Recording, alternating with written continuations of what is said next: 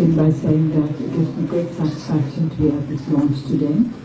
and it gives me great pleasure to welcome Dr. Kim and Dr. Ellis and the rest of the IBA who have been so very helpful with regard to the setting up of an independent association for lawyers in this country. I'm sure you realize after having listened to Utazia and after watching this short video clip that it was not done very easily. Like lawyers, of course, they all argued and they all disagreed, but I'm happy to say that they all came to the conclusion in the end that an independent lawyers association is absolutely necessary. So I would like to thank the IBA for its patience, its dedication, and all the help that it has given consistently over the last couple of years. And I hope that you will allow me to make the rest of my speech in my own language.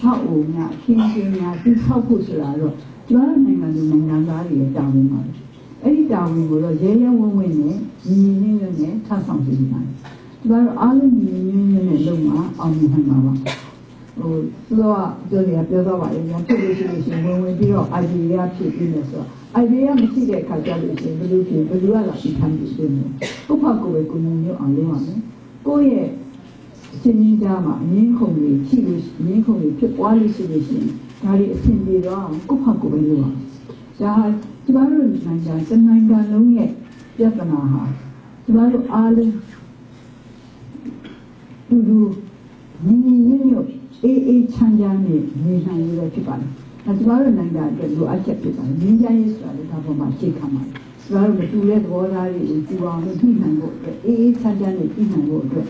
လက်မပါပဲနဲ့ရှင်းနေတဲ့လက်တော့မပါဘူးလို့ထင်ပါတယ်တော့မစားပဲသုံးတယ်လို့ပြောနားတယ်လေဒါပေမဲ့ဒါလည်းဟိုဒီမှာသူစားလို့မသိဘူးဆိုဒီမှာဒီစီဝေးတွေမရောက်ခဲ့ဘူးဒီလိုပဲဖြစ်ဖြစ်ကျမတို့နိုင်ငံပြည်နေဖို့အတွက်အေးချမ်းဖို့အတွက်တိုးတက်ဖို့အတွက်အားလုံးကနေတော့တတ်နိုင်လို့များကြိုးစားမှာပါအဲတော့ကျမတို့ရဲ့ဥပဒေပညာရှင်များကိုစံနမူနာအဖြစ်နဲ့ရပ်တည်ပေးပြီးမှာ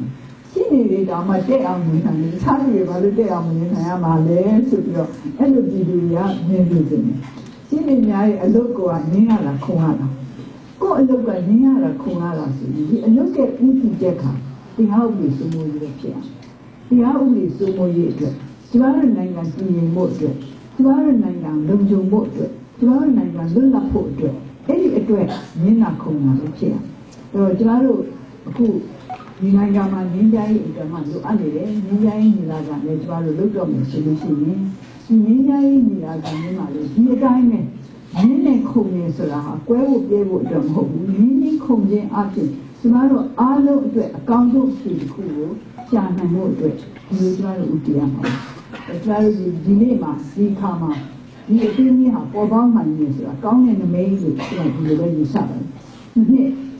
တော့ကိုစူးစမ်းလိုက်ရတယ်။ဒီစူးစမ်းတဲ့အခါမှာတချို့ချိန်နဲ့ခါဒီမှာလည်းနည်းနည်းတချို့ကတော့ပြောင်းနေတဲ့ကောင်မရှိတော့ဘူးလို့ထင်ခဲ့တာလည်းရှိပါတယ်။ဒါပေမဲ့နောက်ဆုံးကြတော့လေခံစားရှိတဲ့အခါကျတော့ကျမတို့ဖြစ်ပေါ်လာပါတယ်။ခံစားလည်းရှိတယ်ဝိရိယလည်းရှိတယ်သိတာလည်းရှိတယ်ပညာလည်းရှိတယ်ပေါ့နော်။ဒီမှာထပ်တယ်လည်းပြောနေရအောင်မြင်တရား၄ပါးပေါ့။ဒီအောင်မြင်တရား၄ပါးပေါ်မှာအခြေခံပြီးတော့ဒီလွတ်လပ်တဲ့မြန်မာနိုင်ငံရှင်းနေများအကျဉ်းပေါ်လာတဲ့အတွက်ဒီမှာအနေနဲ့ဒီမှာဝင်တာပါတယ်ဒီမှာဂုဏ်ယူပါတယ်ဒီအင်းကြီးဟာကျမတို့နိုင်ငံတိုးတက်ရေးအတွက်အေးချမ်းရေးအတွက်ဆက်လက်ပြီးတော့ဆောင်ရွက်သွားနိုင်ပါဘူးလို့ဒီမှာအနေနဲ့ဆုမွန်ကောင်းပါတယ်ကျေးဇူးတင်ပါတယ်